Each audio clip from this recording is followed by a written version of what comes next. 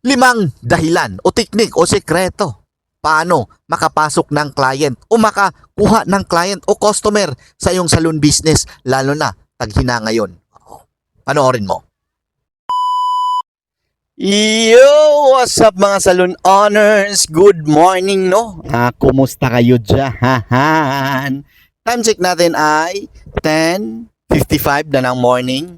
At ngayong araw na to, meron na akong sasagutin isa na namang katanungan ng ating followers o membro ng ating grupo. Salon Business Owners PH, pasok ang gusto mong matuto, magbahagi na yung istorya, kwento. Paano magpapatakbo ng salon na negosyo?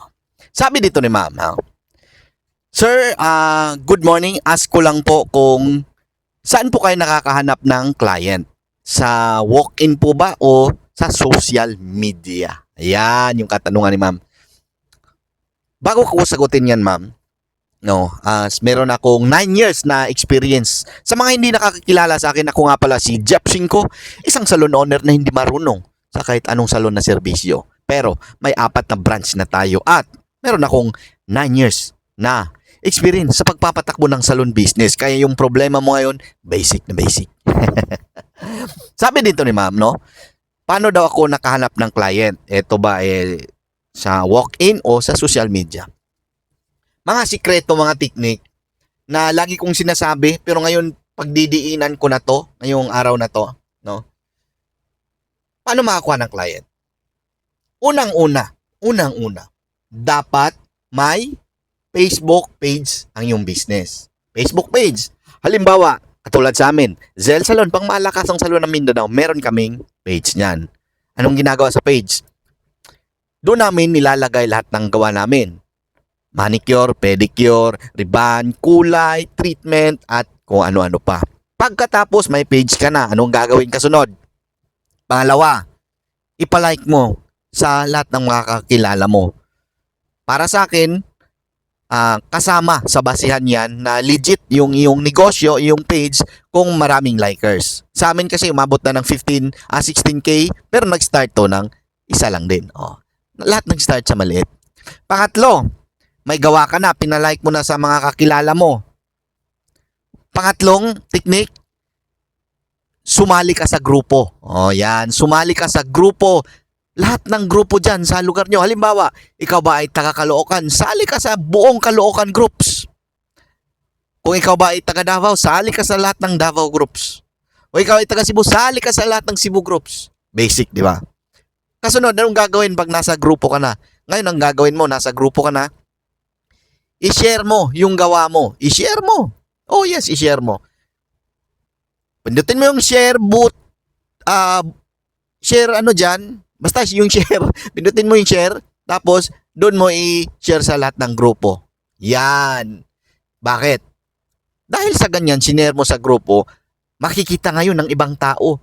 Aba, may salon pala dito sa sa Digos na Zell Salon, na Davao na Zell Salon, pang malakas ang salon ng Mindanao, at sa Turil, di ba? Makikita ng mga tao. At sila, ma-curious sila, maring magtanong sila, magkano, ang ganon.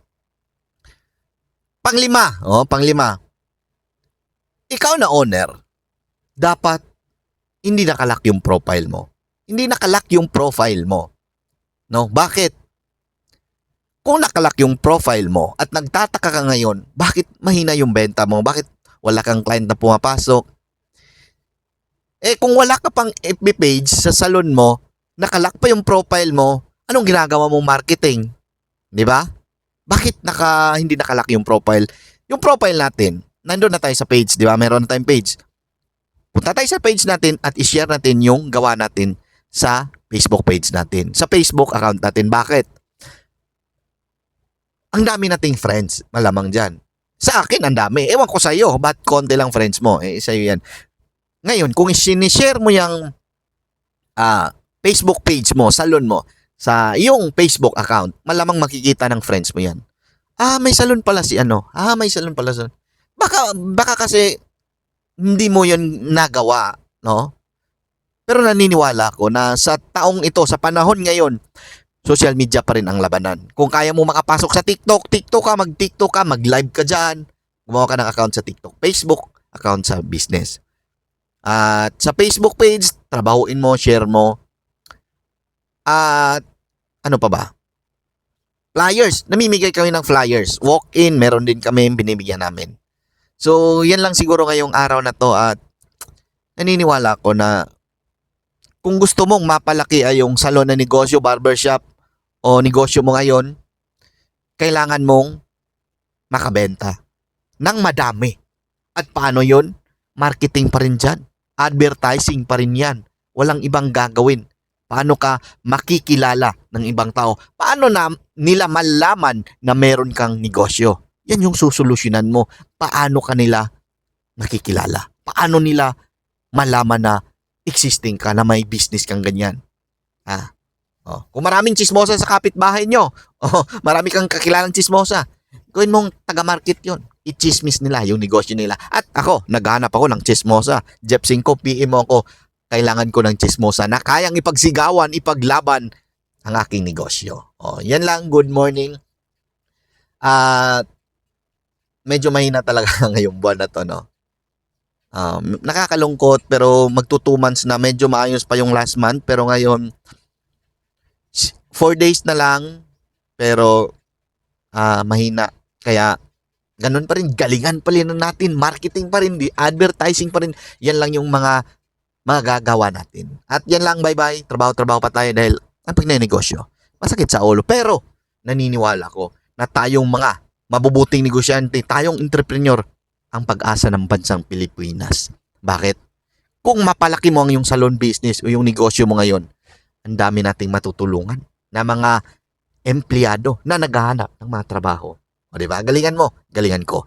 Bye-bye!